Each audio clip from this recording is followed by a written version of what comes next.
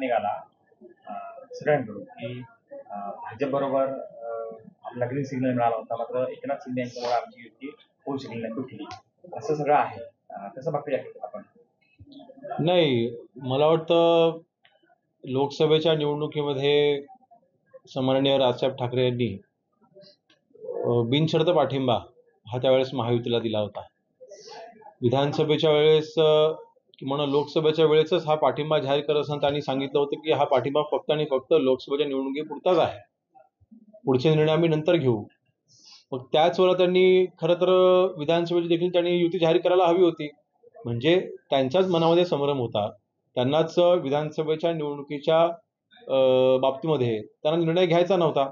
त्यामुळे आता सन्माननीय एकनाथ शिंदे साहेबांवरती आरोप करून मला वाटतं आपण कुठेतरी येणाऱ्या ज्या स्थानिक स्वराज्य संस्थांच्या निवडणुका आहेत, आपलं ध्येय जर का एकच असेल, हिंदुत्व जर का तुमचा खरा मुद्दा असेल, तर मला वाटतं आपण हिंदुत्ववादी पक्षाच्या सोबत किंवा हिंदुत्ववादी युतीसोबत आपण आलं पाहिजे, असं आमचं प्रामाणिक मत आहे.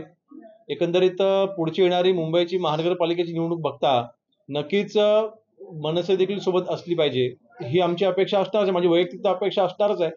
परंतु अशा पद्धतीने सन्माननीय शिंदे साहेबांना बदनाम करण्याचा जर का कोणी प्रयत्न करत असेल तर मात्र ते आम्ही खपू घेणार नाही.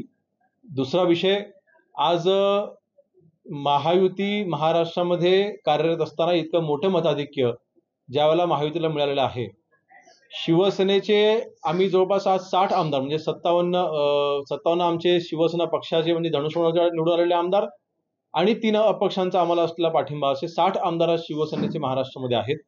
आमचे जवळपास 10 आमदार 10 उमेदवार विधानसभेच्या निवडणुकीमध्ये मनसेच्यामुळे पडलेले आहेत. आपण जर का गणित बघितलं, आपण जर का आकडेवारी बघितली तर आमचे 10 असे उमेदवार आहेत की ज्यांनी मनसेचे उमेदवार आमच्यासमोर उभे होते, मनसेने जेवढी मतं खाल्ली तर त्याच्यापेक्षा पण कमी मार्जिनने आमचे उमेदवार तिथे पडलेले आहेत. आणि म्हणून मला वाटतं ह्याची पुनरावृत्ती होऊ नये. महायुती अजून जर का मजबूत करायची असेल, खरोखर आपलं हिंदुत्व अजून मजबूत करायचं असेल, मुंबईमध्ये आपल्या मराठी माणसाला न्याय मिळवून द्यायचा असेल, तर महायुती मुंबईमध्ये पुन्हा निवडून येण्यासाठी सन्माननीय राजसाहेब ठाकरे यांनी सोबत याचा निर्णय घ्यावा अशी आम्ही त्यांना विनंती करतो.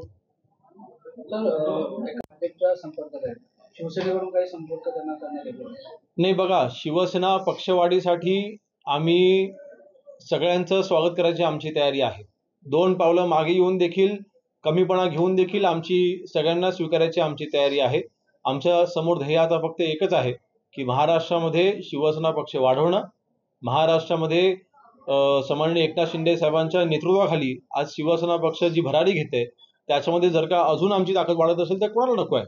आणि म्हणून नक्कीच जर का राजन साळवीजी जर का निर्णय घेणार असतील तर त्यांनी मूळ शिवसेनेसोबत यावं. त्यांनी काय निर्णय घेतलाय, ते भविष्यामध्ये काय निर्णय घेतील या बाबतीमध्ये मी काय बोलू शकणार नाही, परंतु जर का ते निर्णय घेत असतील तर नक्कीच त्यांचं शिवसेनेमध्ये स्वागत आहे.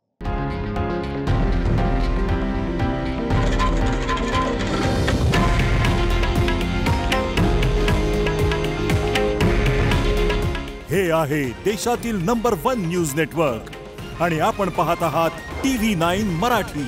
काळजी तुमची, हित महाराष्ट्राचं.